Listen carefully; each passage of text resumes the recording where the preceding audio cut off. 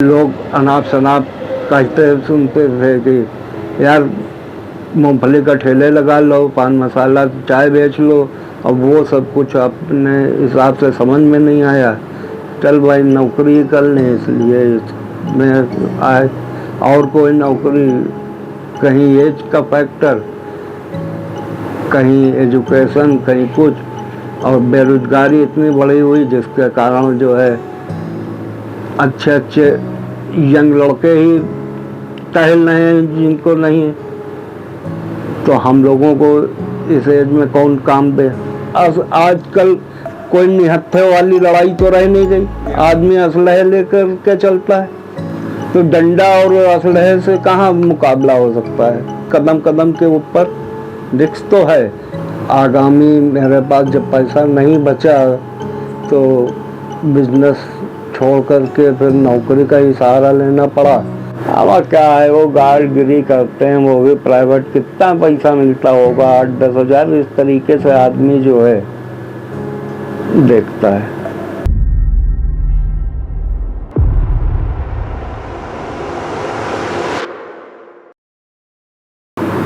Sir आपका नाम क्या है?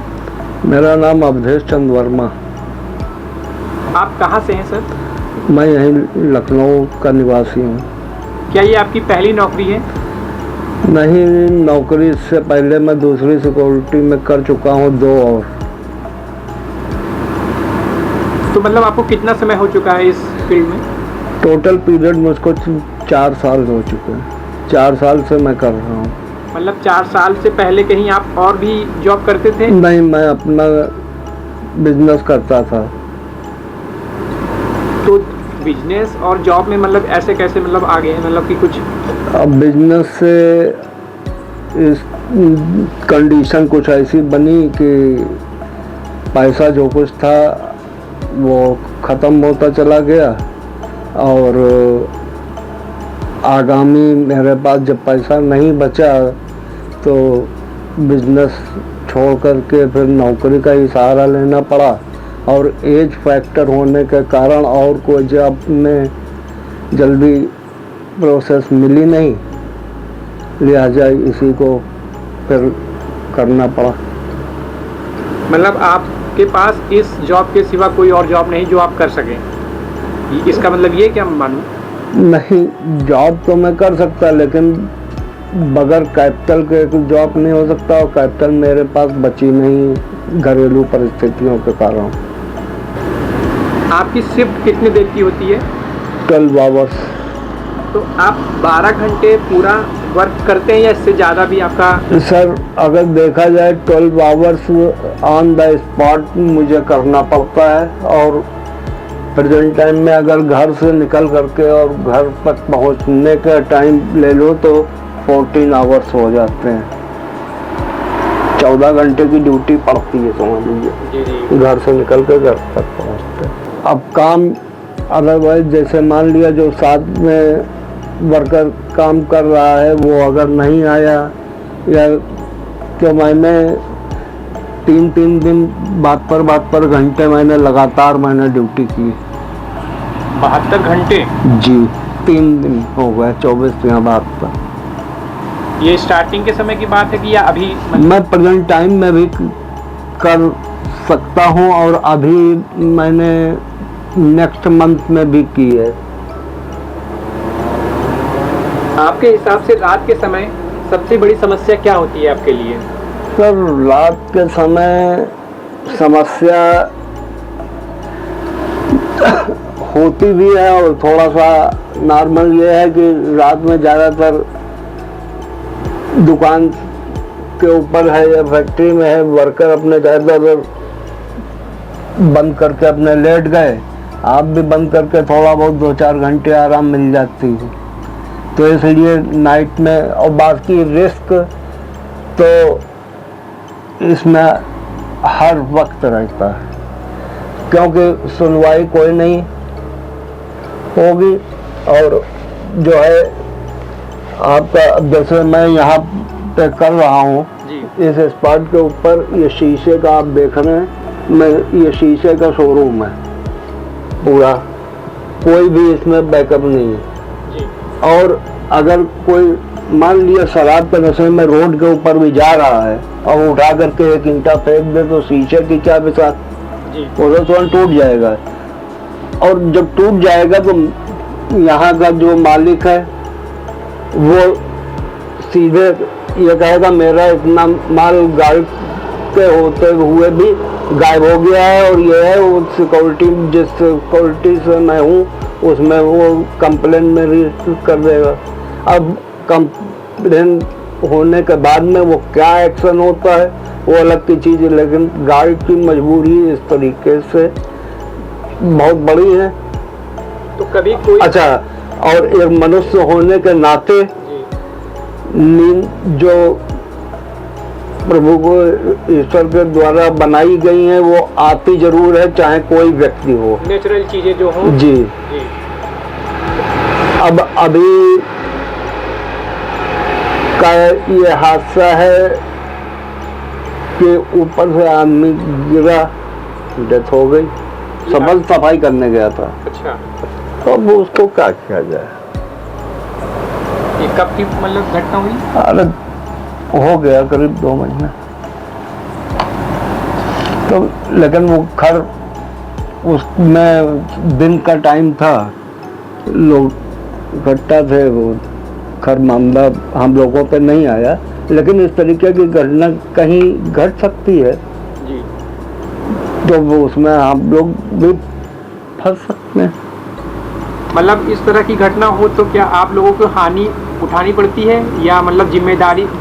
अब देखिए, उठाने का ये है कि अभी तक कोई सामने केस हुआ नहीं है, ना आया है, लेकिन रिस्क वाली जो बात है कि हरदम रहता है कि किस वक्त हम हमारे ऊपर पड़ सकता। भाई अभी आपने कहा कि कांच अगर फूट गया तो आपको मतलब कंप्लेन या वगैरह होती है, तो क्या आपसे इसका पैसा भी मतलब वसूला जाता है या कुछ ऐसा? अब भाई वसूला जा सकता है, वो तो क्योंकि ऑन स्पॉट तो आप ही थे, आपकी जिम्मेदारी बनती है कि देखना, आप देखना बालना। लेकिन अब मान लिया कोई उठा करके वहां से फेंक रहा है तो मैं उसको रोक तो हो सकता नहीं जी। अब टूट गया, लेकिन इस चीज की कार्रवाई जो है वो मालिक नहीं सुनेगा, वो तो कहेगा हमने तुमको रखा, तुमने कैसे सुरक्षा की, ये कैसे टूटा। अब टूटा है तो हो सकता है कोई आदमी भी अंदर गया हो जी।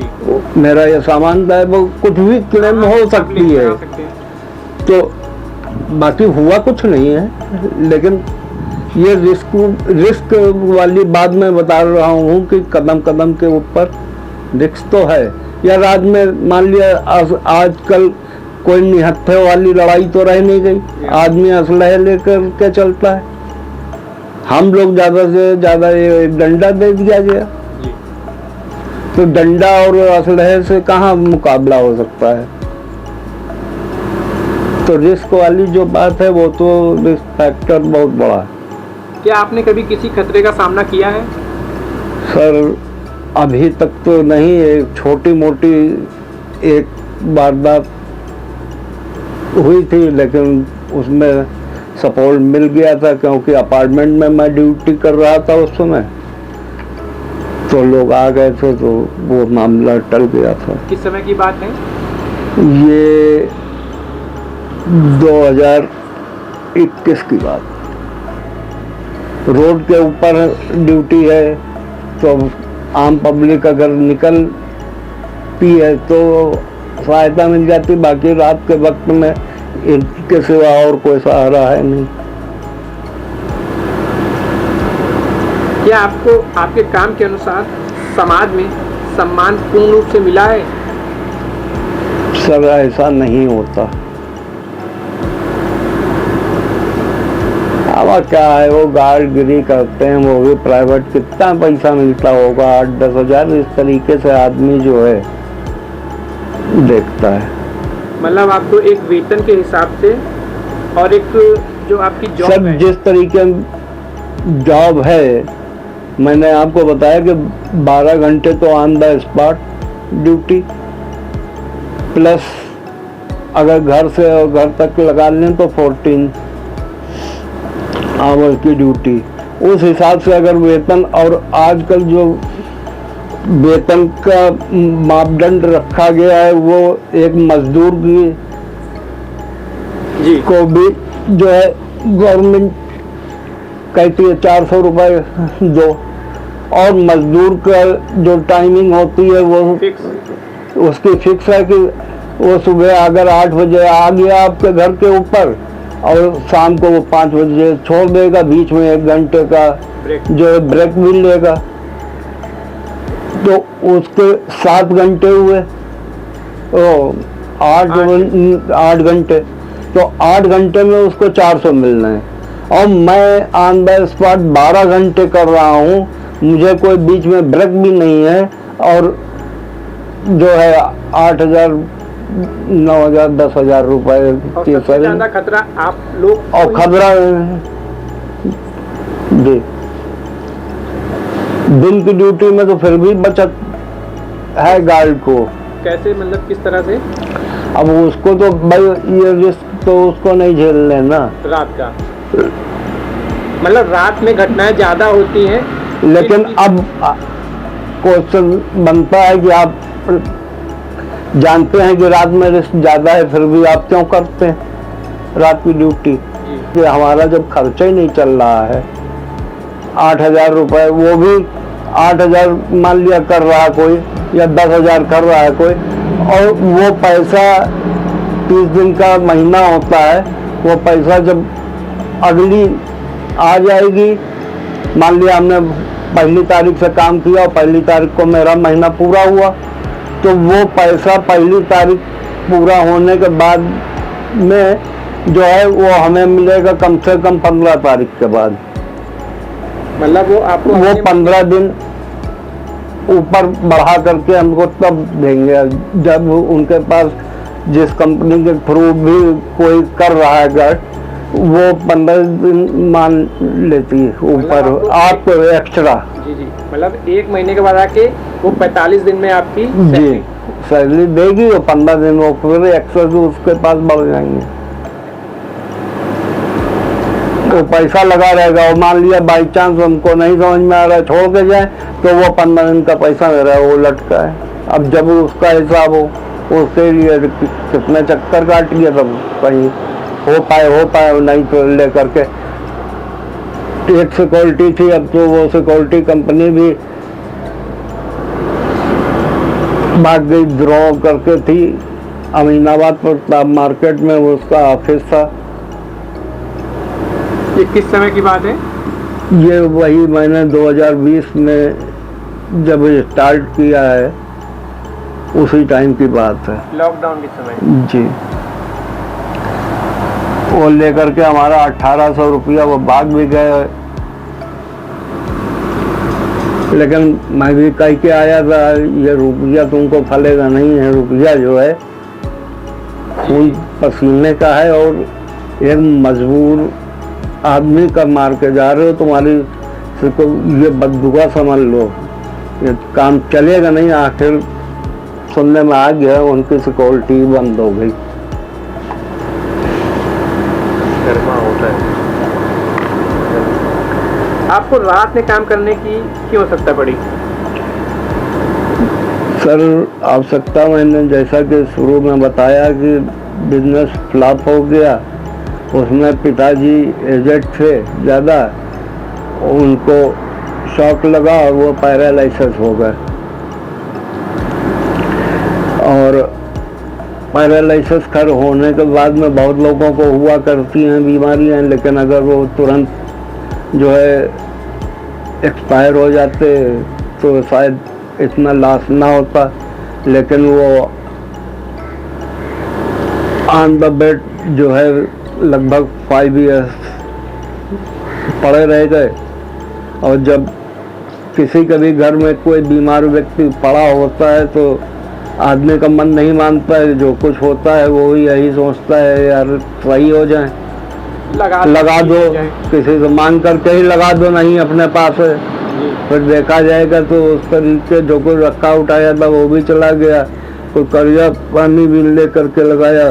और सबसे बड़ी मेरी विद द प्रेजेंट टाइम में भी है और मेरे न रहने के बाद भी रहे तो होगी आगामी जीवन में मेरे, क्योंकि मेरा बेटा इस समय 19 साल का है लेकिन वो मेंटल डिस्टर्ब है। जी जी। उसके इलाज के ऊपर भी जो है 9 महीने का था तब से इलाज कर चलता आ रहा है। दिल्ली एम्स तक भी मैं दिखला चुका हूँ लेकिन कोई फ़ायदा नहीं हुआ। तो ये सब मजबूरियाँ, और 2 बच्चे हैं, उनकी पढ़ाई लिखाई खर्चा नहीं उठ रहा था। बिजनेस के लिए कोई पैसा नहीं बचा। लोग अनाप शनाप कहते सुनते थे कि यार मूंगफली का ठेले लगा लो, पान मसाला चाय बेच लो। अब वो सब कुछ अपने हिसाब से समझ में नहीं आया। चल भाई नौकरी कर लें, इसलिए इसमें आए। और कोई नौकरी, कहीं एज का फैक्टर, कहीं एजुकेशन, कहीं कुछ, और बेरोजगारी इतनी बढ़ी हुई जिसके कारण जो है अच्छे अच्छे यंग लड़के ही टहल रहे हैं जिनको नहीं, तो हम लोगों को इस एज में कौन काम दे। तो कितना मिल जाए वाली बाद में, कम से कम आज के नमक रोटी या जिस तरीके की महंगाई है उसको देखते हुए अगर मेरे हिसाब से 4 कैंडिडेट हैं फैमिली के अंदर तो 500 रुपये से नीचे कुछ पर डे आदमी इतना तो होना चाहिए। और बाकी तो 400 रुपये जो मानदंड में एक मजदूर का रखा गया है, तो उतना मेरा ये कहना है सवाल कि इतना हम लोगों को क्यों नहीं। क्या हम लोग मजदूर से वही बदतर हैं? मजदूरी में तो कोई जिम्मेदारी नहीं है, इसमें तो जिम्मेदारी है। कोई बात छोटी मोटी भी होगी, कुछ भी होगी, तो पूछा तो सबसे पहले गाड़ी से जाएगा, नहीं कि आप क्या कर रहे थे या ये कैसे हुआ तुम्हारे होते हुए। तो जिम्मेदारी तो मेरी बन रही है, तो जब जिम्मेदारी मेरी बन रही है तो उस हिसाब से पैसा क्यों नहीं।